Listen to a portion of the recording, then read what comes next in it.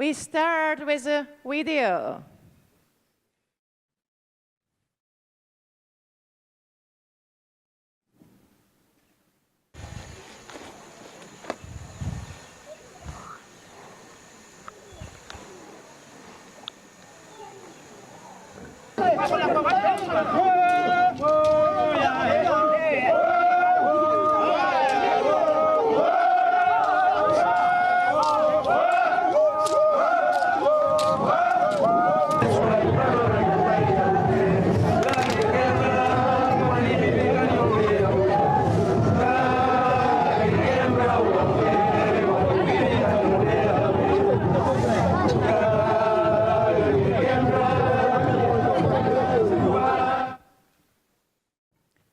As you might see, Papua New Guinea is a very different place from where we live. And it's extremely interesting. The languages of Papua New Guinea count over 850, which makes it linguistically the most diverse place in the world. To give you some example, what I mean by that, people who speak the same language often count less than 1,000. Hey, what happened to it? It's back. That's good. Magic. And though there are similarities, they have different rules, rituals, and cultures. Margaret Mead was a culture anthropologist, and in the 1930s she did research on Papua New Guinea. She went through 100 tribes, trying to understand their social systems. She did research on individualism, competitiveness, and collaboration.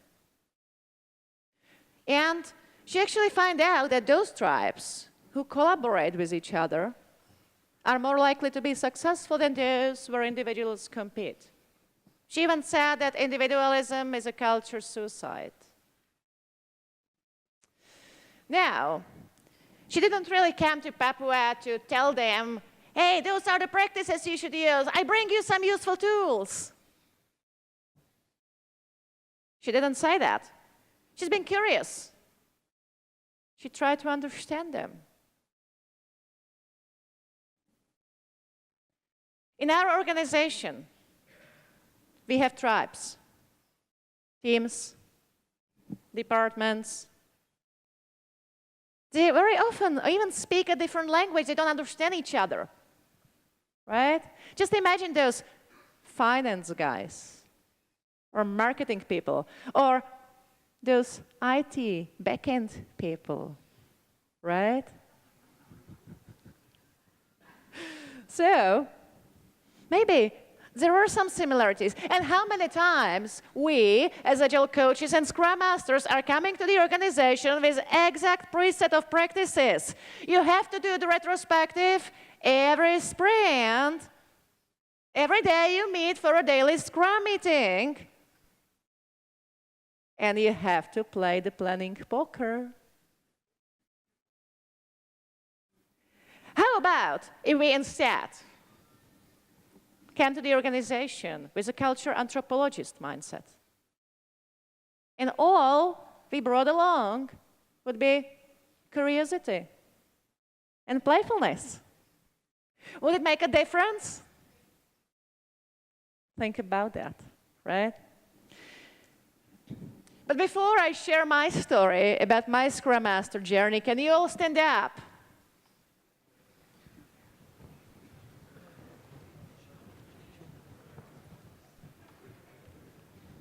All stand up. Yeah, now we have all. Good. You can move a little, but now think about yourself. If you have like no idea what the Scrum Master is doing, you can sit down. Now we have some honest people, that's good. Now, if you knew what the Scrum Master is doing, but you're still kind of struggling with understanding that role and with imagination like what it is, you can sit down.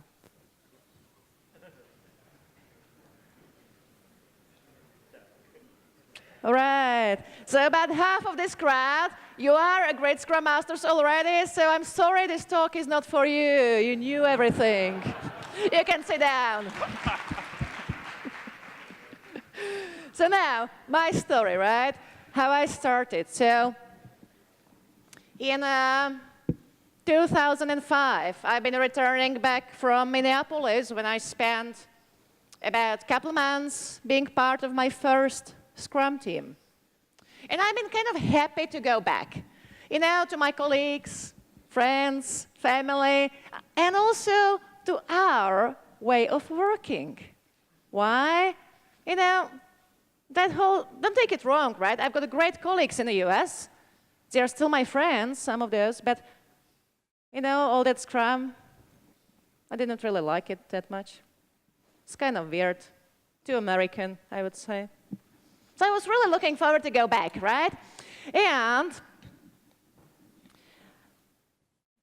I tell you something about my manager as well, right? My manager was a kind of a tall guy with blue eyes, dark yellow hair, very energetic person, really speaking loud with a lot of energy, wearing those avant-garde T-shirts and really weird shoes, which kind of drive our CEO really crazy.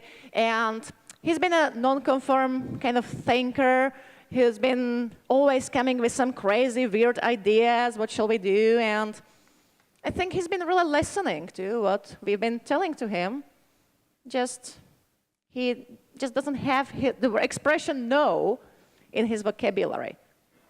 And at my first day, when I returned back to the office, right, I've been just making my coffee, and I see him coming. Oh, hello, you're back. That's cool to have you back. We have to talk. Just bring your coffee and come into my office. We need to talk. Okay. So, I'm here. What's new? Hey, we're starting. We have a lot of news here. And you're going to be a Scrum Master. That's great, right?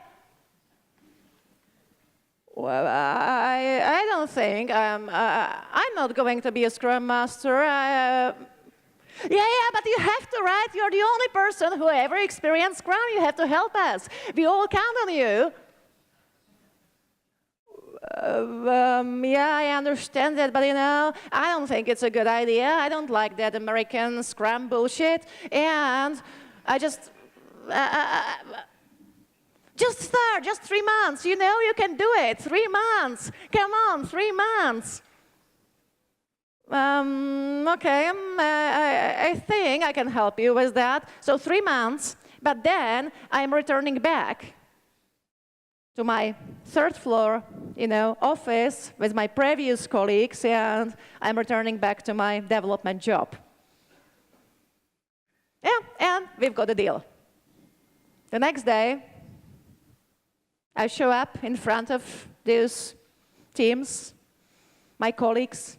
I knew most of them. They've been very experienced people, and I've been working with that one guy from like early beginning in that company. We did a lot of work together. He's been really experienced developer, great guy. And that day I show up in front of them and kind of tell them, so, we are starting Scrum, isn't that great?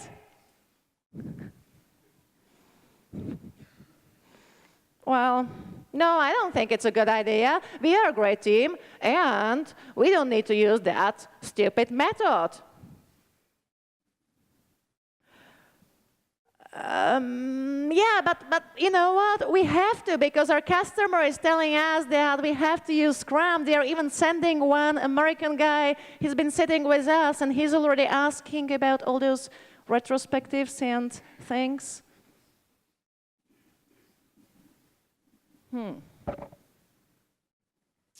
Yeah, well, can we fake it? Yeah, why not? You know, I don't care about Scrum. We can fake it. Let's make it. I don't really mind. So, that was my first attempt to implement Scrum. To tell you the truth, we never fake it. Why? Because we realize it's more hard to fake it than do it. So we just did it. to our huge surprise, about 2 years after, we realized that it helped us. Now imagine that. We felt we are the best team ever. We've been better than all of our customers. Our feeling, right? And then, with that weird method, we could become even better. That was a surprise. And I never returned back to my spot in the 3rd floor because I just learned that it's more fun to deal with people and be a Scrum Master than work with code. So that was my beginning. The only argument I got for Scrum was, as you hear, because we have to. I'm not exactly proud on that, but, you know, that's the reality.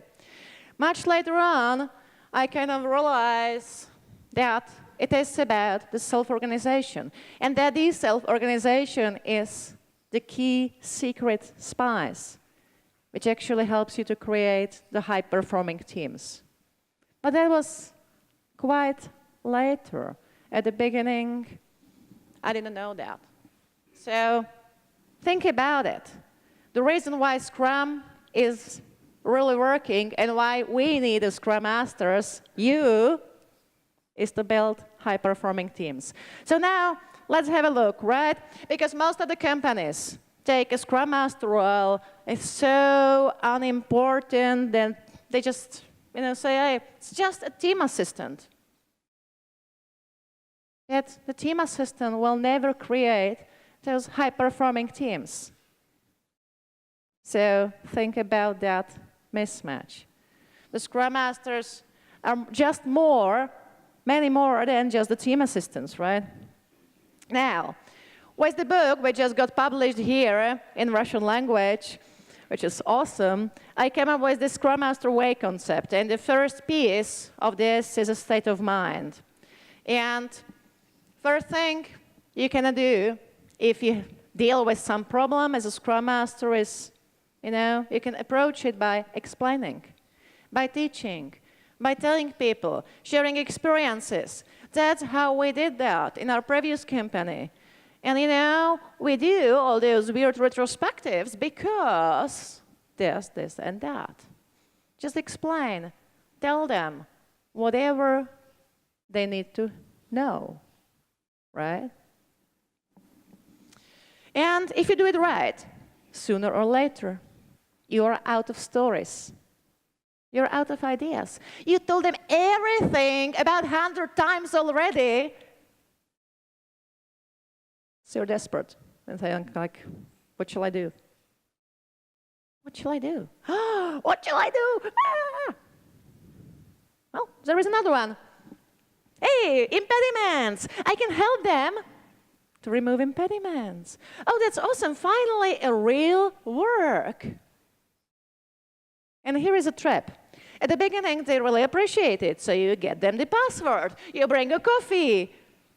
You create those Post-it notes and hang them on a wall for them. And they are saying, oh, thank you. Wow, that was really nice of you. And thanks for that password, right? I can work now. Cool, good job. And eventually, as the time goes, they changed. They're not that happy anymore. So the reaction you got very soon is more like, hey, what take you so long? I'm waiting for that password already for a day. What the hell are you doing here? And then you're really desperate because you're saying, what went wrong? And I think that's the most common misunderstanding of a Scrum Master role, that we degrade them into the team assistants to solve the problems for them. But actually what we meant by this expression, remove impediments, was we want to help Scrum Master, we want to help teams so they can solve the problems by themselves. See the difference? That's actually how they become self-organized. That's actually how they become high-performing. They learn that they can solve 90% of their problems by themselves. Maybe not tomorrow, but they can make a first step and experiment, inspect and adapt, find the different ways. There is always a different way how to approach it. So don't become a team assistant. That was never meant by that thing. It's a trap. Don't fall into it. But anyway, if you do it right, after some time, you knew it already. They are going to solve most of their problems by themselves. So all you need to do is just say, hey, okay, that's good, but what shall I do? What shall I do? Next one. Oh, I can facilitate. Oh, that's cool. We have those 4 meetings in Scrum. Oh, come on, only 4 meetings. And even if I prepare, yeah, I can prepare for those meetings, that's cool. But even if I do, what am I supposed to do the whole day? And then you think about it the same, okay. So the typical misunderstanding of here is you only facilitate meetings. But actually you're not. Most of those meetings are simple enough, like daily Scrum, so they can facilitate them by themselves. They don't need you. But you're actually there the whole day long. So you can hear any conversation which is coming within a team or outside of a team. With a customer, with a different team, with a colleague, with a manager, anyone. And you're here to help. If the conversation is flowing perfectly well and there are no problems, well, you give them a space. But if they start to struggle and being not efficient and don't understand each other and start maybe blaming and that type of game, well, then you may show up and say, hey, guys, you know, I've been listening to you for a while. How about if you first talk about advantages and then disadvantages, and then you decide? And then you might disappear again, right? But anyway, if you do it right, they got used to the environment, and sooner or later, they don't need you that heavily anymore. So you are in the same stage, like, what shall I do? Again, and we have coaching. So many times when I show like the mentoring, teaching, and a coaching, people are asking like, what's the difference, right? So from mentoring perspective, teaching perspective, you look at it from your knowledge. So you say, okay, I know that. That's my experience, and I'm going to offer a help or idea or advice. I tell you what to do. From a coaching perspective, you don't know. You are not the expert, they are. And all you need to do is to raise their awareness, show them so-called a virtual mirror, and in that mirror, they might see themselves from a different angle, or they might understand the situation differently. But they are the experts. You're not.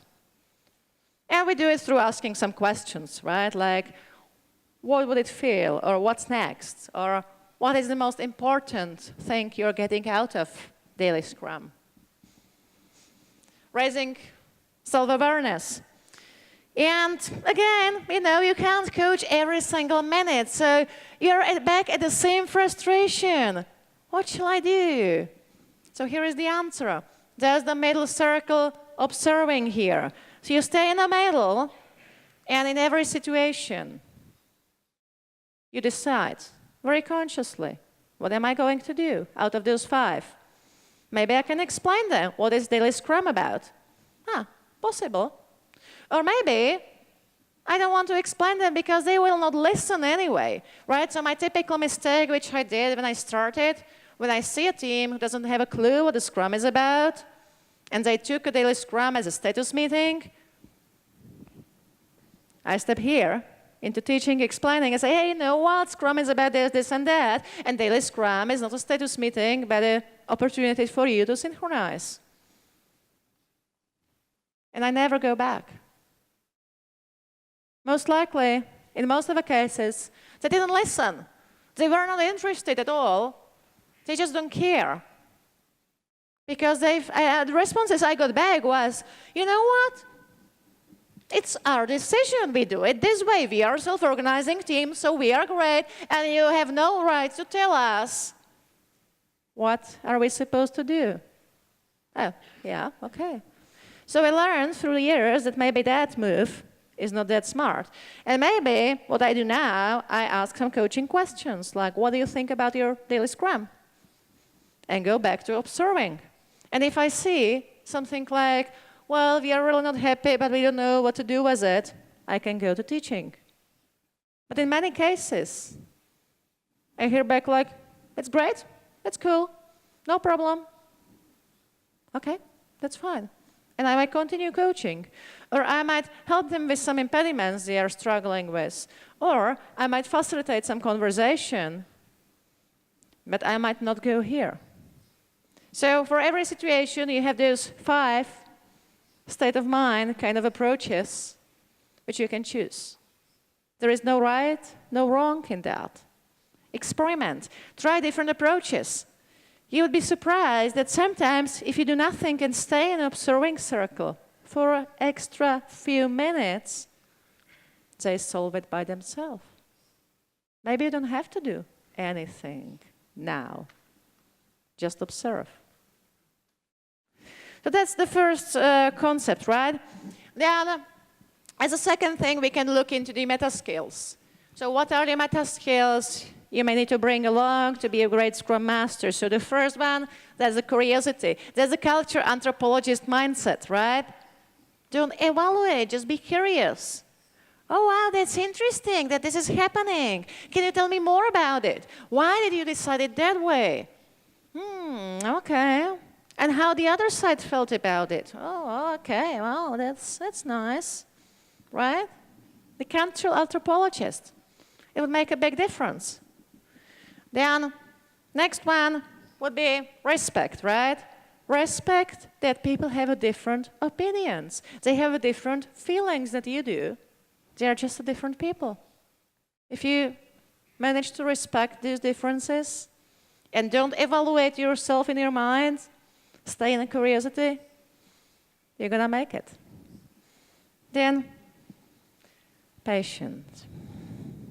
And that's my biggest struggle, which I'm dealing with, right? Be patient. Stay in an observing circle for an extra minute or a day. What if I don't do anything at all? Maybe the conflict will disappear like this and never return. Maybe it was not important, right? Be patient. Companies are not changing from one day to another. Playfulness, right? Enjoy it. Unless you're going to enjoy it, and by it I mean searching in different ways. You don't know what is right and what is wrong. It's a complex system. Who knows? There is no right and wrong. So play with it. Take it as a kind of a strategic adventure game, right?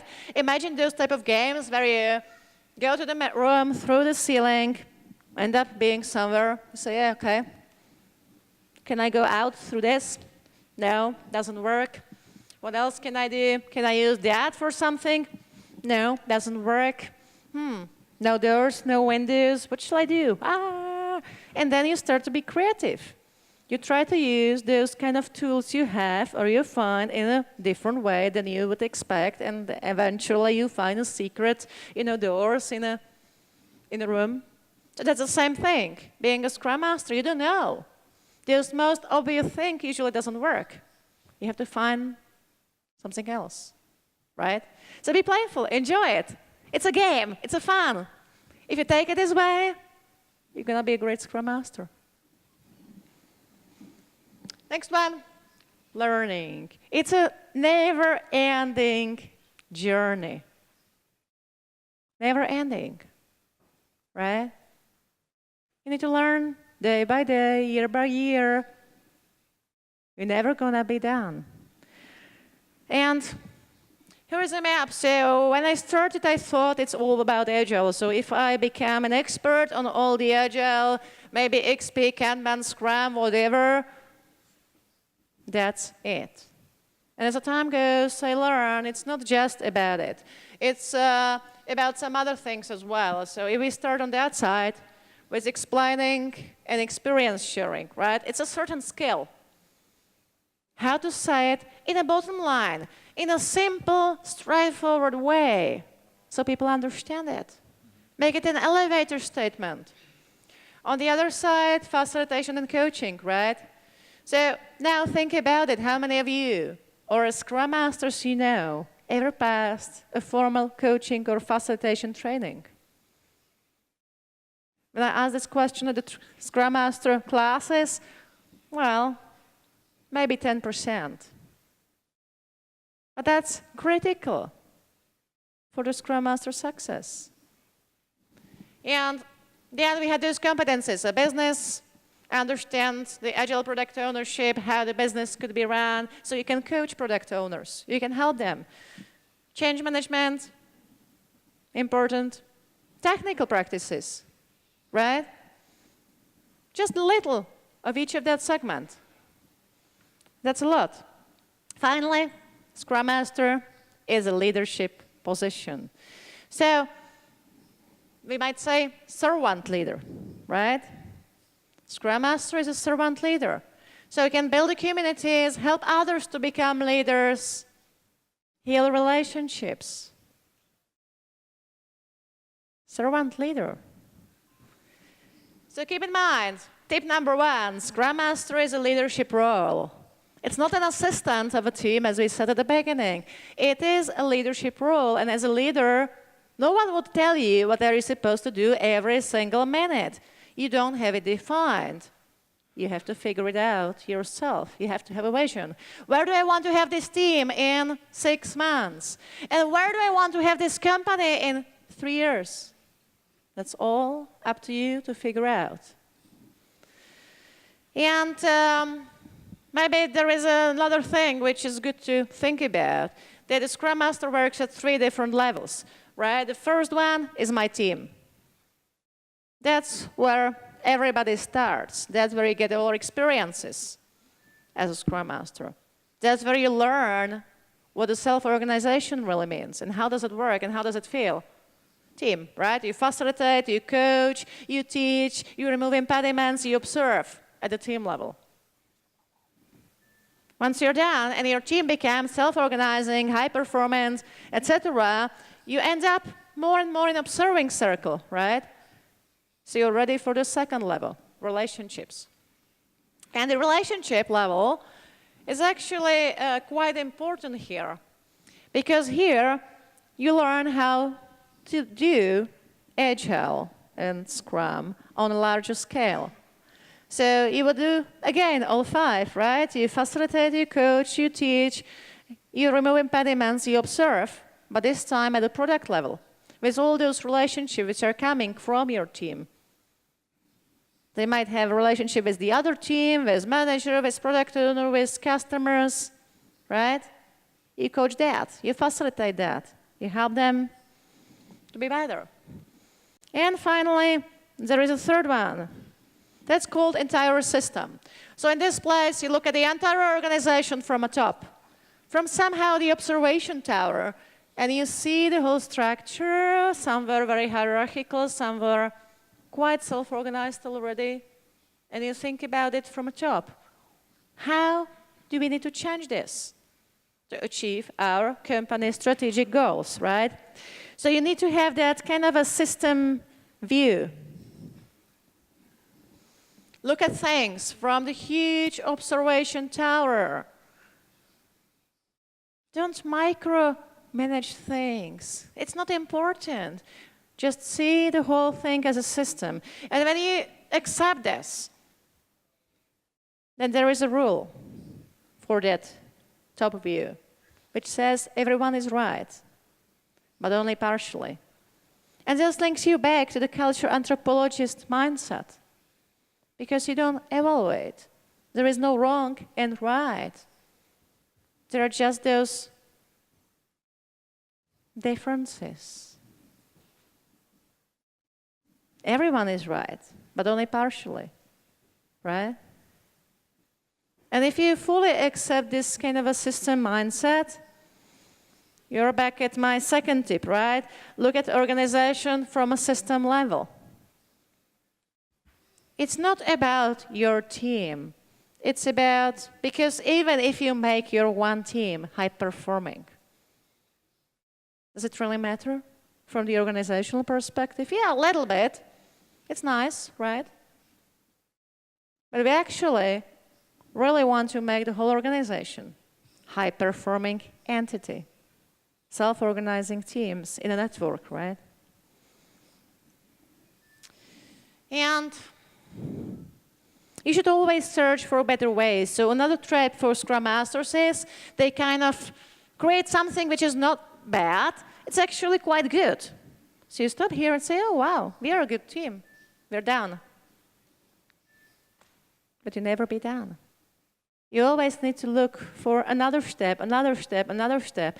And you always need to be able to push people to the bit uncomfort zone. Not too much, not throw them out of the window. Just a little bit. Tap them. Little bit, right? Always search for better ways. There is always a better way. Always. Even if we are good, there is a better way.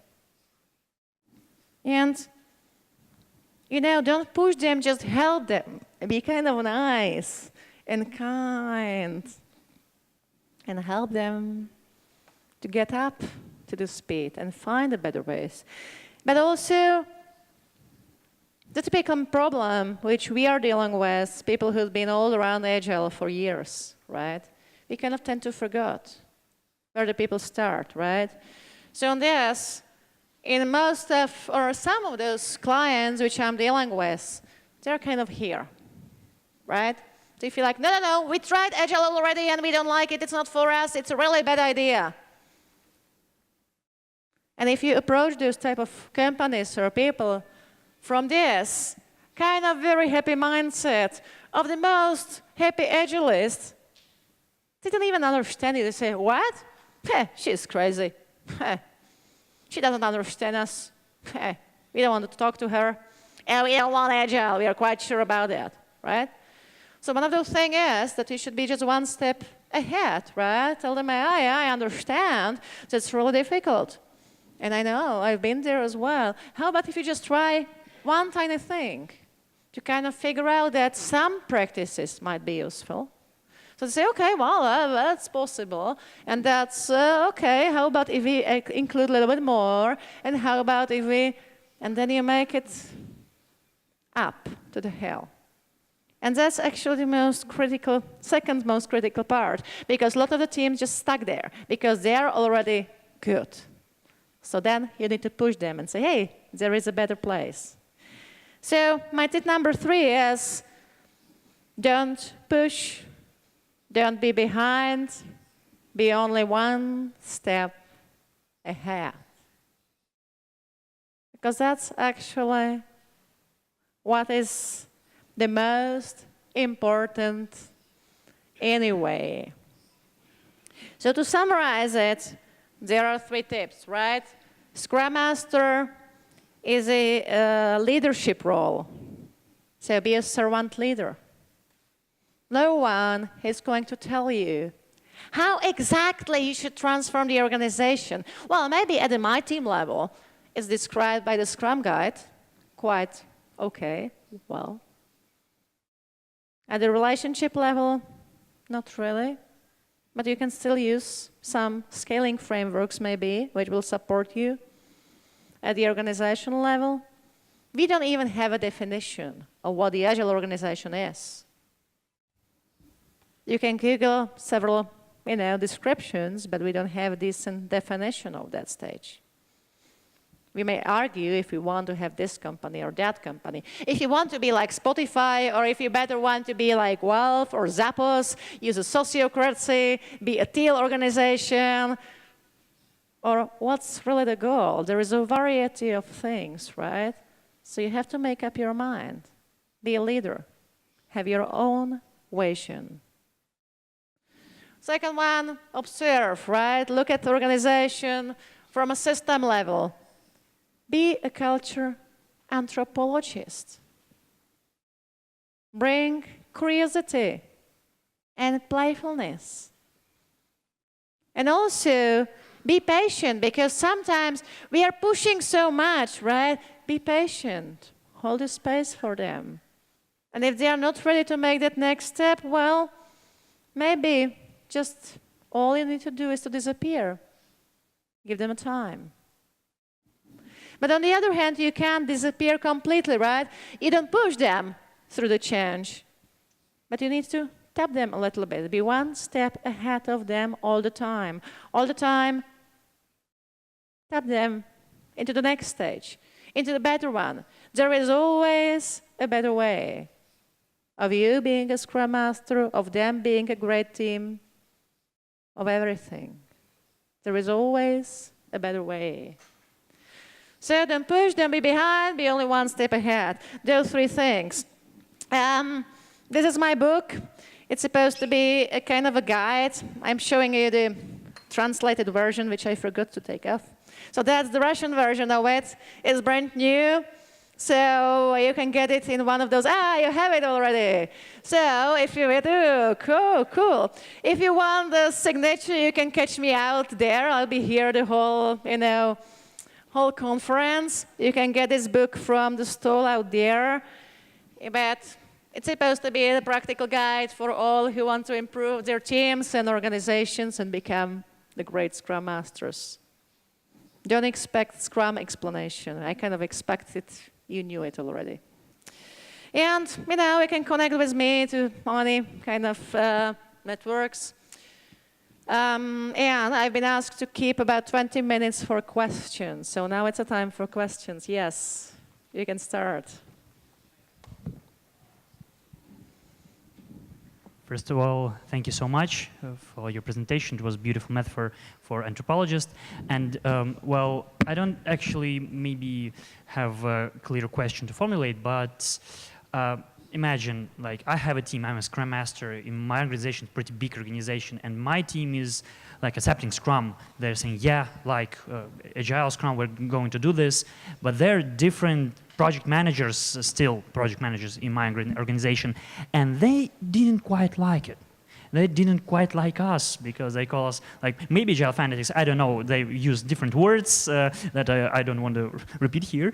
Well, but what should I do? Their confrontation, it's open and not open, and like the role of anthropologists here who observe, they're maybe not spread enough, and there are people even above in hierarchy that are not quite fans of, not maybe me myself, but Agile. And what should I do? What should anthropologists do? And maybe it's time to pick up a sword or something like that, or shield. I don't know. Maybe you can help me. There is no one answer for this. However, it's quite common struggle which the organizations are dealing with, right? So I think it all starts with your ability to look at it from the system level, from the top, and try to understand why this organization even started with Scrum. Why is it useful for the organization? What do we want to achieve? What would happen if we are not Scrum? And if you find a strong enough reason from the strategic organizational perspective for Scrum, then that's the number one point, right? Number two would be, okay, we have all that undone organization, which is not Scrum yet, not Agile yet. They might be resistant, they might be happy, they might be so-so, whatever mixture, right? So now think about what is it in for me? And first, really, is create a sense of urgency, right? So if you find a good enough strategic reason, we have to change. Otherwise, we are out of market, right? Then all those people would kind of accept it when you explain it and link it to this way. Second, think about their safety. If you tell, well, Scrum has no project managers. It's correct, right? We don't have any project managers in Scrum. On the other hand, I might not say it this way. I might say, hey, there are different roles, and we need people with your skills. So that's correct that there are no project managers, but actually people like you are even more important, right? To kind of sell it to them and find them a space. If you forget on them and you make them really frightened that they will lose their job, that they would fight back and they would stop listening. So make a safety environment, right? That I think I understood to myself that one first mistake is saying the word Scrum. So if you don't, it may be okay. So thank you so much. Any other question? Hello. Здравствуйте, спасибо. Comprehensive explanation of Scrum Master's role, and I have a question. We always talk about high performance teams, and open question for me: how can we measure this performance? What are key metrics for the Scrum team? Well, how do you feel? How much value did they deliver before? And how much value are they delivering now, right? And usually when you ask product owners, they can, out of their mind, quantify. They say, oh, we feel like we are now delivering actually significantly more value, right? It's not about working more. There is kind of a common misunderstanding where all those teams are really like freaking out, measuring all these story points, velocity stuff, etc., which is actually quite useless because it only measures how much work we did. But this work may have zero relation with the value delivered. So we try to focus on value. We try to focus on how much value we delivered. And when you really build a working product, every single sprint, get a feedback every single sprint, everybody knew it. I'm not a fan of hard measures, and I can tell you why. Because whenever you put any hard measurement in place, people game it, right? So if you tell them, and once we've got a customer who tells us you have to have a 20 points velocity. Exactly. We'll be like, you know, it doesn't really work that way. And we try to explain, failed. They say, you have to have 20. Our team's got 20, so you have to have 20 as well. I said, okay, no problem. And we delivered exactly 20 story points for about half a year. How we did that? Well, actually, internally, we were a bit shifted, so we've been on the safe side. We've got internal sprints and kind of customer sprints. We just fake it. And we were not that much happy about it, so in a half a year, the customer kind of understand a little bit more all that thing and feel more comfortable, so we kind of map it together and start delivering the real kind of velocity, which was okay at that time already, right? So I don't like those hard measurements because I don't think they are really useful. So I would ask customer satisfaction. I would ask product people how they feel about the value delivered, the customers how they feel about the value, the teams how they feel about the value. And I would make it customer-driven, value-centric, right, thing. Not really how much work or how much time. It's kind of useless. Thank you. Hi, Zuzana. I'm Dmitry. First of all, thanks for your speech. It was really inspiring. And my question is, you drew this hill with this peak and the top of this hill. And in your view, what is the best way or approach to lead the team or organization through this peak? Only just be one step ahead, right? So what I do as a most common mistake, I'm too far. And I don't even notice it because I'm all about Agile for a long time already. I don't even remember how it was in Waterfall. I've been working in very strict Waterfall. You know, I've been doing life-critical, mission-critical segment, writing a software for pacemakers, defibrillators, in a classical Waterfall, right? But I don't remember it anymore. I kind of forgot everything from that. So my typical mistake is, I have two, right? One, I'm speaking too much from that brand shiny Agile world, which is in my mind now. So I'm more than one step ahead of them. And sometimes I try to go one step back, but it's sometimes difficult because I even don't understand that core, really corporation traditional, right? Why don't you collaborate, right? It's kind of a typical problem. Hey, just collaborate, you know. Why don't you collaborate? So you have to go back and say, okay, they don't collaborate because they never experience it. And actually, they don't collaborate because they don't trust each other, right? So I started to learn more about this kind of a team dynamics, all those concepts about dysfunctional teams, how to build a team. It has nothing to do with Agile, right? It's more about building a team, it's more about coaching, it's more about facilitating conflicts, etc. And I use all those tools, skills, mindset things to get closer to the people and help them and guide them through that journey. I don't know if it was a good enough answer for you, but... It was good, thank you. Okay.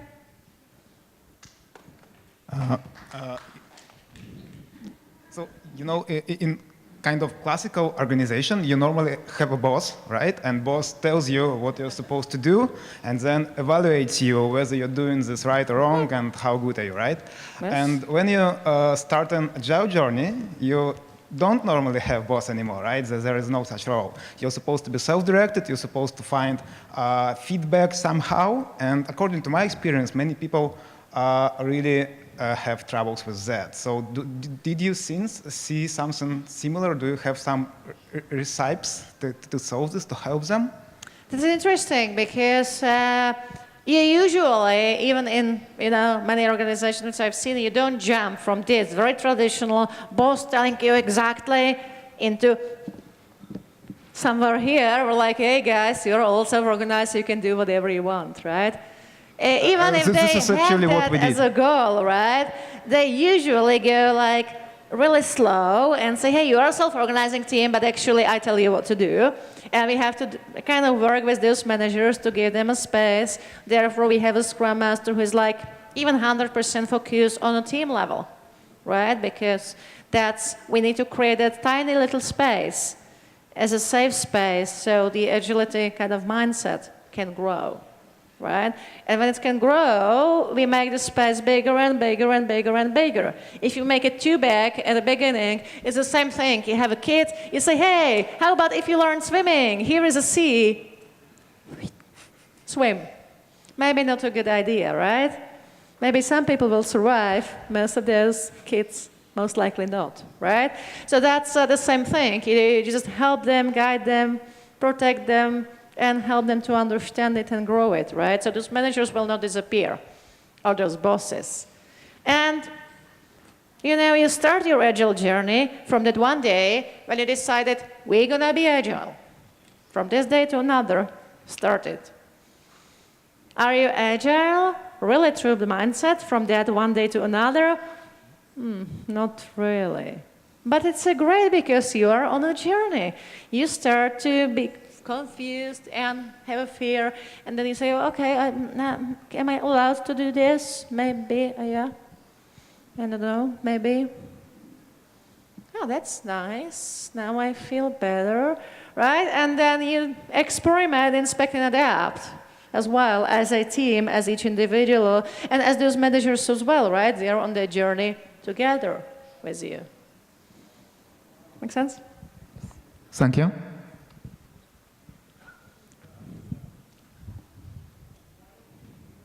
Hello, my name is Anna. First of all, thank you very much. It's really inspiring.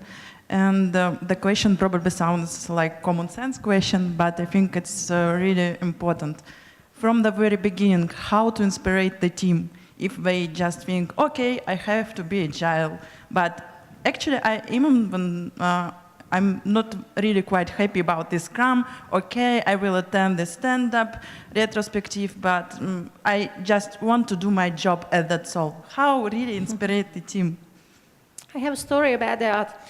I've been teaching a class at a company, like 2-day intro into Agile and Scrum. Small company, about 25 people total. Software kind of house delivering some projects to all different customers. They've been always late, under stress, never have a time.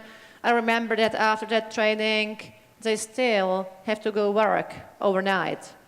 So they keep deadlines. And most likely because of that, the whole Scrum failed. Then we did some refresh half a year after, and it failed again. most likely the same reason, etc. So I've been there year after the initial session, after 2 or 3 failures, and they really feel bad about Scrum and Agile, and they say, we understand it, but we can't really make it because of all that stress and all those things. And so I've been sitting there, listening to them, and then telling the owner/CEO of that company, like, why do you want Agile? Why do you want Scrum? I don't see a reason for that, like big enough to overcome those problems. So, we talk about what are supposed to do, you never did that. And I understand it, that's fine. So maybe it's not for you. How about if you just use a couple of practices out of that, and don't force people to do Scrum? And we've got this weird conversation for about half of a day. He wasn't able to tell why. He just said, but I think it's important, and things like that. No one really believed in it. And just right before the lunch, he finally kind of made up his mind, and he said a story. He said, I thought about it, and I actually have this dream. I would like to have this organization to be global. And he knew we already started some branch in Vienna, and we are talking with this organization to do some joint venture, and it can be me dependent. I am here twice per week, but I can't do it anymore. And I have this dream of this organization who would be self-managed, etc. And I was sitting there, thinking well, I can imagine working for that organization. Before, my feeling was I don't want to work for this organization. It's just crap. And it was such a big difference. And the project manager, the guy who's been completely against, this red one was no way, I hate it, I don't like it, it's really a bad idea, right? Yeah. We've been quiet after he finished, and this guy, he said oh, I think I will try it, I'll be a Scrum Master. And he'd been what? And he said, yeah, I know. I've been all the time against, but I now hear a reason, and I understand it, and it makes sense, and I want you, the owner, to help it. So, and I knew it's going to be very difficult for me, but I'll give it a try, and I'll do my best. And actually, he did. He built a good Scrum team out of that, and they managed to make it. In half a year, they hired a different Scrum Master, and this guy moved somewhere else in the company. But actually, they made it. So I think if you have a good reason for it, a good story, why? Mm-hmm. What makes it different for our organization, you're going to be successful. If you don't, you're going to fail. Okay. Thank you. Okay. Hello, Zuzana. I'm Alex. Thanks again for your presentation. It was very informative. I would like to develop the previous issue. There is a typical belief that Scrum isn't the best practice for big implementations, big projects, big enterprise projects like CRM installment and so on. Mm-hmm. What's your opinion on that? Do you agree with this or not? If not, why? And do you think that Scrum can be kind of a magic wand for all type of projects? It's not magic. Thank you. It's definitely not magic, but it works. I haven't seen any environment where it would not be possible. It is always possible. The question is why? Back to that previous story, right? Why will you change? If you're not able to phrase this, then don't change, right? You have to come up with a strategic enough reason. Then, if you have that strategic enough reason, then you're gonna figure it out. I love Scrum because it's changed people's mindset from work and time related into the value and customer focused, right? It helps you to get a feedback. It's much better to deal with the complex problems. So here is another thing. If you believe your company is only dealing with simple or complicated problems, not complex ones, well then don't use Scrum because it's going to be very expensive. On the other hand, the problem is that most of our problems in nowadays world are so complex, so you can't plan it and do it. You have to inspect and adapt. And so far, I haven't seen a better way which would help you inspect and adapt. In general, you don't have to use Scrum, you don't have to use Kanban, you don't have to use anything at all. It's just enough if you have open eyes and get a feedback, inspect, adapt, and strategically thinking about things. If you do everything right. The problem is that people don't know how to do everything right, so they're failing with it, and Scrum is a brilliant way how to help them to focus on a customer, on a value, on a feedback, and how to make things successful. So the Scrum itself as a framework might not be enough for those bigger things, so my recommendation is always like large-scale Scrum, which is a Scrum, right? Just on a large scale. So, and it works. I've seen it working on multiple different, environments. There are thousands of case studies about it, so on the last page, so it just works. My personal opinion, right? There's nothing official on it. Okay, thanks a lot. Okay, I think it was last question. Thank you, Zuzi. Applause, please. And I should tell about the photograph session one more time. And if you have any questions and want to continue conversation with me out there, you just need to approach me. Thank you very much. Спасибо, друзья. Зузи будет доступна для автографов в обед на стенде Scrum-трека с 2 до 3. Дальше в этом зале будет 2 доклада про масштабирование, про Large Scale Scrum и подход от Юргена Аппела.